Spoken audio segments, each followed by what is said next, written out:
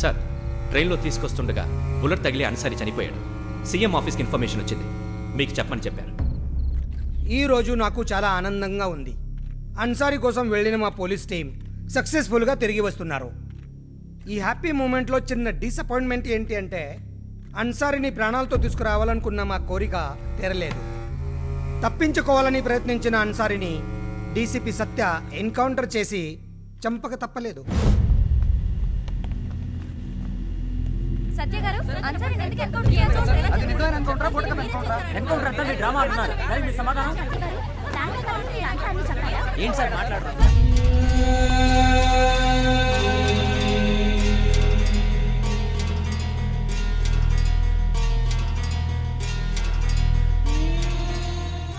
నేనెవరికీ సంజాయిషి ఇచ్చుకోవాల్సిన అవసరం లేదు. కానీ ఏం జరిగిందో, ఎలా జరిగిందో మీకు తెలియజేయడం నా ధర్మం.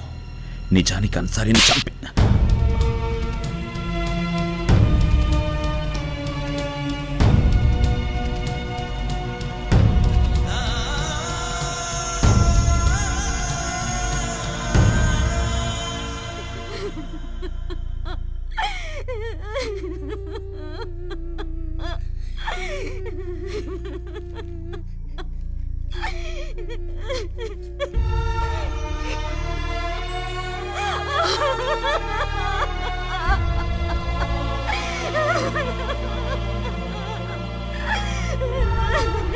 ప్లీజ్ ఎడవకమ్మా.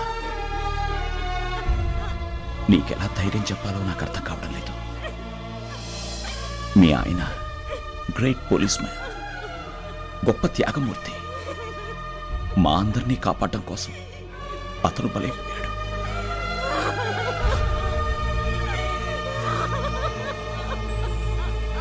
5 రోజుల క్రితం వైజాగ్ జగదంబ సెంటర్లో జరిగిన బాంబు పేలుళ్ల కారకుడైన King George hospital doctor Iqbal Ansari ఎన్కౌంటర్లో చనిపోయాడన్న విషయం అందరికీ తెలిసిందే. పోలీస్ శాఖ పరిశోధనల్లో అతను ఐఎస్ఐ ఏజెంట్ అని ఫార్మాలిటీస్, అవసరమైన పరిశోధనలు అన్నీ ముగించి అతని మృతదేహాన్ని ఈ రోజు అతని తల్లికి అప్పగించారు. ఏమ్మా, చెప్తే అర్థం కదా? ఎంతసేపు అలా కూర్చుంటావు? నా మాట విను. ఆ మున్సిపాలిటీ వాళ్ళని పిలుద్దాం. నీ కొడుకు పెద్ద దేశద్రోహి. ఎంతో మంది అమాయకుల్ని పట్టణ పెట్టుకున్నాడు.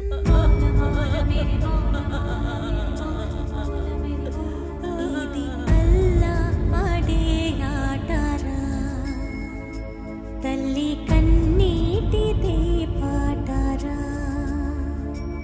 ఇది అల్లా ఆడే ఆటారా. తల్లి కన్నీటిదే పాటారా, తీరిపోయింది ఓ బంధము,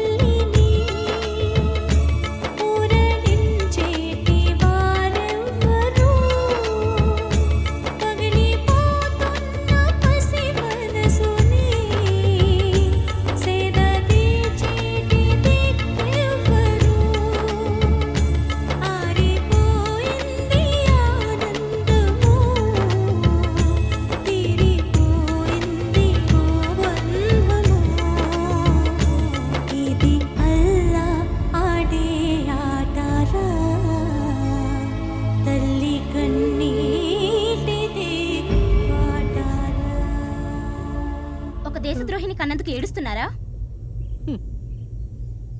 మీరందరూ అన్నట్టు నా కొడుకు దేశద్రోహి అయితే ఇంత గొప్ప సిన్సియర్ పోలీస్ ఆఫీసర్లు నా కొడుకుని ఖననం చేయటానికి వస్తారా?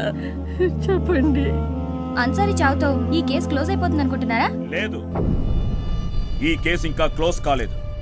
మేము అన్సారిని పూడ్చిపెట్టామే కానీ కేసును కాదు. చూడండి, మీకు ముందు ముందు ఇంకా చాలా షాకింగ్ న్యూస్లు తెలుస్తాయి, తెలియచేస్తాం. షాకింగ్ న్యూస్లు చెప్తాడంట. నువ్వు మాత్రం అమూల్ బేబీలో పాలు తాగుతున్నావు. డైరీ మిల్క్ కూడా తింటావా? ఏయ్, నువ్వు తిని తిని బలిసావే చాక్లెట్ కూడా పట్టరా. ఎందుకు సార్ ఎమోషనల్ ఫీల్ అవుతారు? వాడి సంగతి నేను చూసుకుంటాను కదా, వదిలేయండి. ఏయ్, చూసుకున్నది చాలు. కింద పైన మూసుకొని కూర్చో, నేను చూసుకుంటా.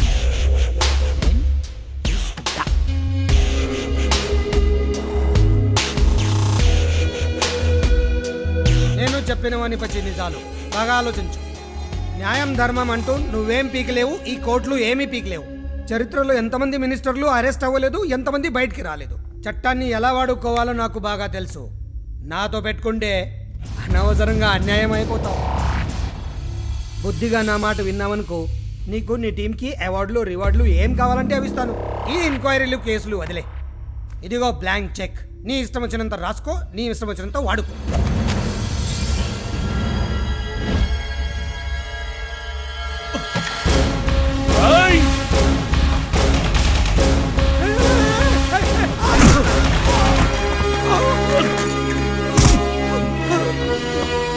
బ్లాంక్ చెక్ ఇస్తావా? ఏయ్!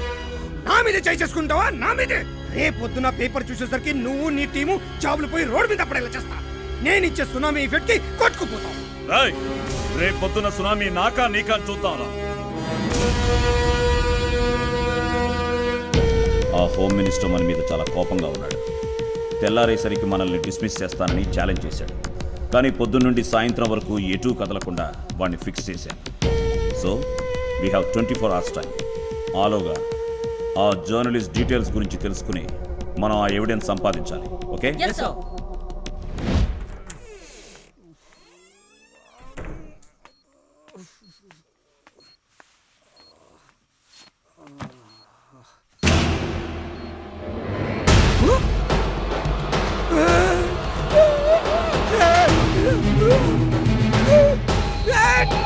డీసీపీ సత్య ఇక్కడ పెట్టావా బిల్డింగు? చిన్న బాబు, పెద్ద బాబు, రండి రండి, తొందరగా రండి రండి. తలుపు తీసే ఉంది, బుర్రతో మాట్లాడు.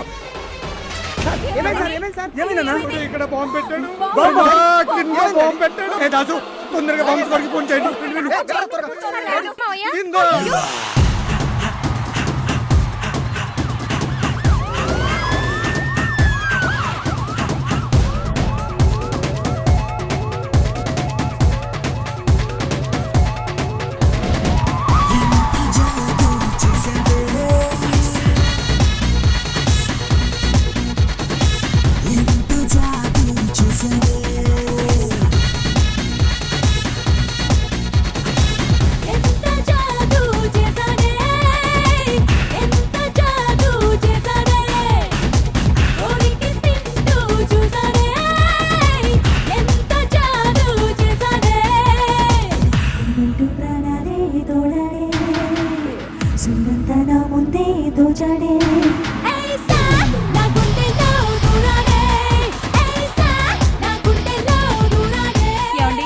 బినామీ ఆస్తులు ఎక్కడెక్కడ దాచిపెట్టారో చెప్పండి. మీరే గనక పోయారనుకో అవి ఎవరికో పోతాయి. సార్, బాంబ్స్ కూడా ఫోన్ చేశా సార్, వాళ్ళు వచ్చేస్తున్నారు. అదేనండి, ఆస్తులు రాయించుకోవాలి కదా. మీరు పోయారనుకోండి మేమంతా అనాథలైపోతాం. నువ్వు ఇక్కడ కూర్చో కూర్చో కూర్చో. అబ్బా, మీరు కదలకండి. అబ్బా, మీరు కదలకండి.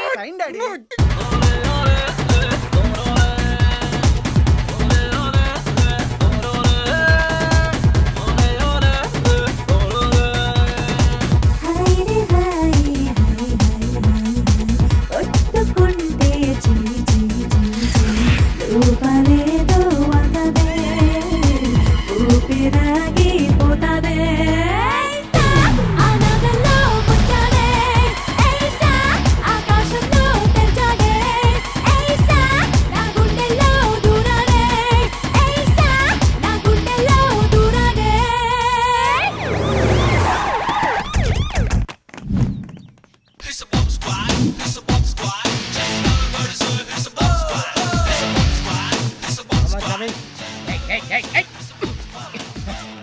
కన్నా ముందు వెళ్ళిపోయిందని డ్యామేజ్ చేస్తుంది.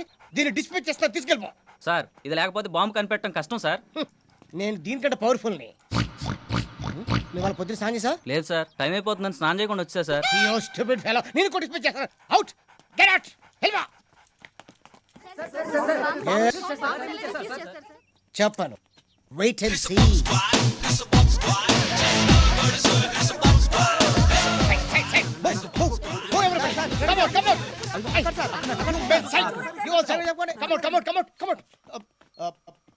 Good morning sir. అబ్బో, స్మెల్ చాలా స్ట్రాంగ్ గా ఉంది. రాత్రి ఏం తిన్నారు సార్? ఏదో ఒకటి తిన్నాను. బాంబు తీయవా ముందు? బాంబు తీయవా? Okay sir. సార్ అక్కడ కాదు బాంబు, కింద కింద పెట్టాడు బాంబు.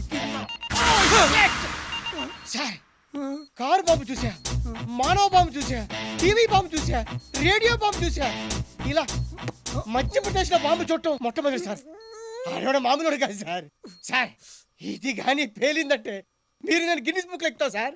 మీరుండరు, చూడటానికి నేను ఉంటాను సార్. ముందు బాంబు సార్, ఇది కానీ పేలిందంటే 1 కిలోమీటర్ సరౌండింగ్ లో మొత్తం బ్లాస్ట్ సార్. బేస్ నుంచి ఫేస్ దాకా పీసెస్ పీసెస్ అయిపోతారు సార్. బాంబు తీయ. ఈ సింగిల్ పీస్ ని చివరిసారిగా అద్దంలో చూసుకోండి సార్. ఇది నేను కాదు కదా, స్కాట్లాండ్ పోలీసులు కూడా దీన్ని ఏం చేయలేరు సార్. మిర్రర్ మాటల తర్వాత ముందు బాంబు తీ. ఇంకా మాట్లాడు.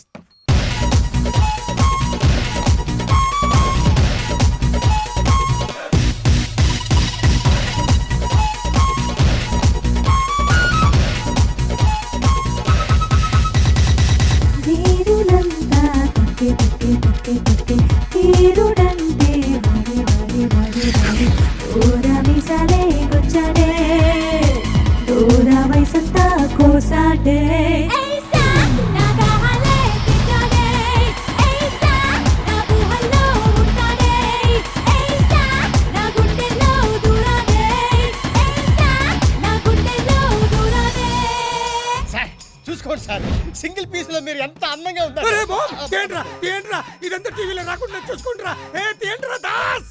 సార్, వాళ్ళ సార్, మీ చివరి యాత్ర సార్. ఇది గాని చూస్తే పబ్లిక్ కి మీ మీద సింపతి వస్తుంది.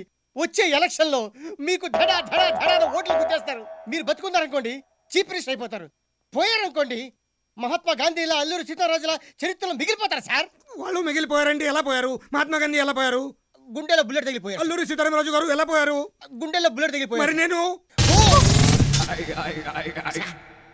నా నోడుతో నేను ఎలా చెప్పండి సార్? మధ్యప్రదేశ్ లో బాంబు పేలిపోయారనుకుంటారు సార్. ఆ దిక్కు మలిని చావు నాకు వద్దురా. తీయండ్రా, బాంబు తీయండ్రా. ఎంత జాదు చేసావే,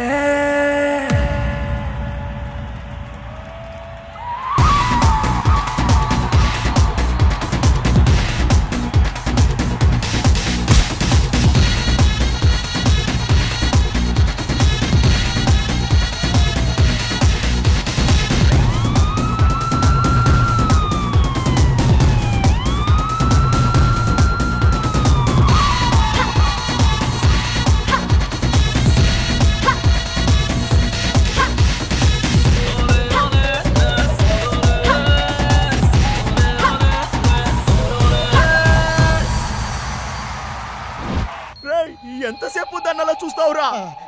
ఏదో కొత్తగా ఉంటే చూస్తున్నాను సార్. సార్, దీన్ని ఎలా తీయాలో నాకు అర్థం కావట్లేదు సార్.